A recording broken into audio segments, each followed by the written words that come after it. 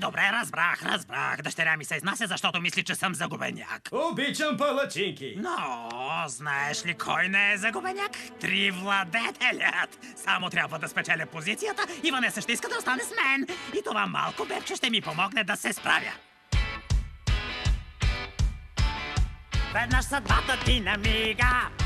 Един единствен път се случва, всички твърдят, но те не знаят, че нещата са различни за мене. Имам тази джаджа,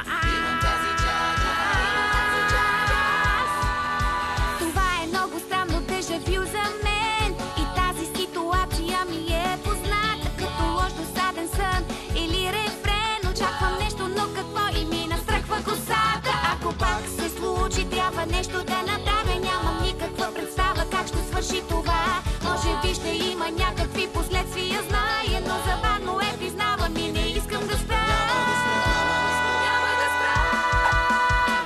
Днес е моят шанс. Сега възможности имам безкрайни. Ще имам нужда от план.